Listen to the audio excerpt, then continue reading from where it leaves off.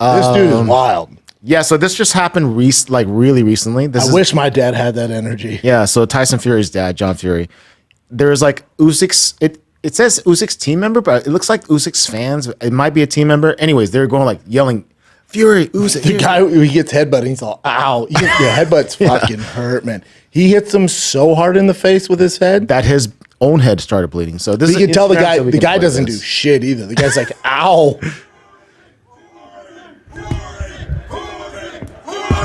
God, I wish my dad kept this energy. Do you think it's a TRT thing, or it might just be a family Fury thing? I bet their testosterone is through the roof. You know how aggro you have to be to headbutt another man because he's shouting your son's opponent's name? Now look at this. They're just sitting there yelling at each other. Fury, the other side says Usyk. These are also hardcore Ukrainian dudes. This guy just I like his face. He's all, ow, ow, ow. He's just kind of, ow. and then that's him. Savage. I'm going to send that to my dad. You need to defend me like Fury's dad does, bro. When you're back in the UFC. That'd be sick if my dad headbutted somebody. His teeth are similar to mine. But Harrington, have you seen this story about Khabib Nurmagomedov? Apparently, he's been investigated and he's in a bit of hot water. Oh, something like $3 or $4 million in back taxes. I've seen that. Is that real?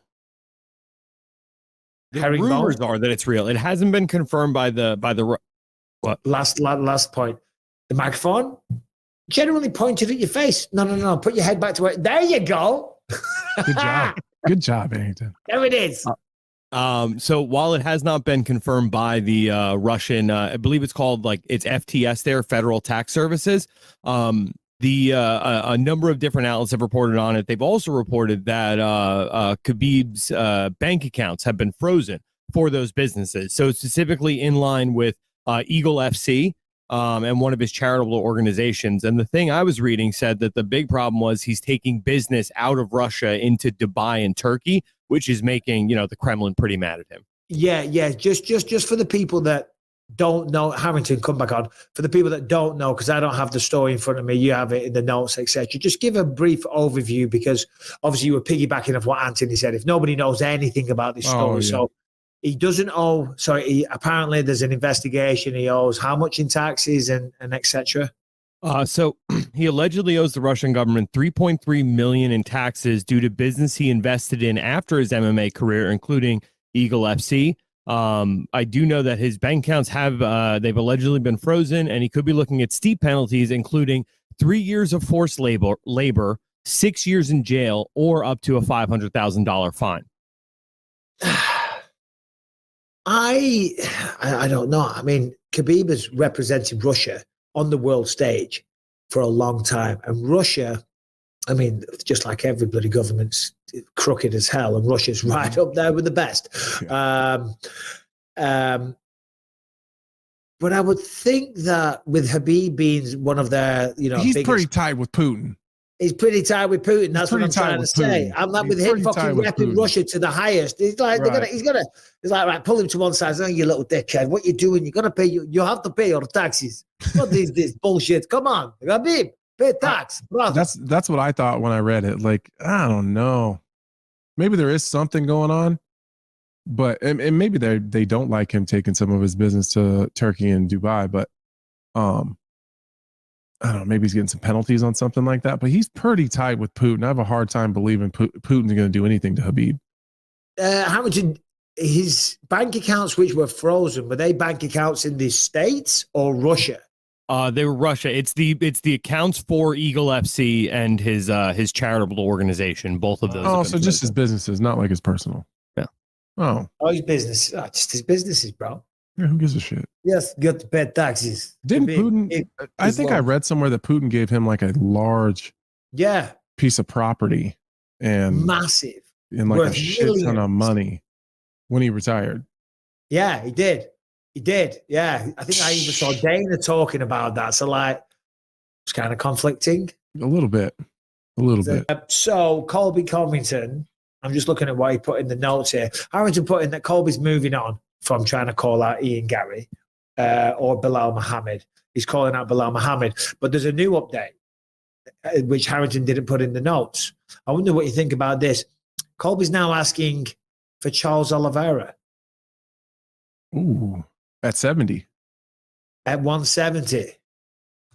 I have the video of the post fight. Oh, that's old from Brian. Yeah, I don't kind of like I kind of like that though. Especially this timing. They're both coming off of losses. Charles, it's going to take him a few to even get back to a contender fight. Like, because no matter who wins this fight, Arman Sarukian is probably next. And then depending on what Max Holloway wants to do, like he can kind of bounce around back and forth and figure that out. Like it's going to take Charles a couple fights to get himself back in a position to win. That's a big money fight. It's a big draw. Charles has always historically struggled at making weight, so he probably wouldn't mind going up to 170. Yeah. Colby's not a like big power puncher. So, you know, I think Charles is the better striker anyways, but like grappling wise, that could be fun. I think that'd be a big fight. That would be fun. That's actually, now you've sold me on it. Because at first I was kind of scratching my head from a Colby Covington perspective. I'm like, the guy's not even in the division. But it does nothing in terms of respective rankings. But it is a big win for both men. If Colby can beat a Charles Oliveira, one of the most exciting guys, we all know his resume. And if Oliveira can beat, you know, one of the perennial contenders in Colby, again, that does nothing but boost the reputation of the career.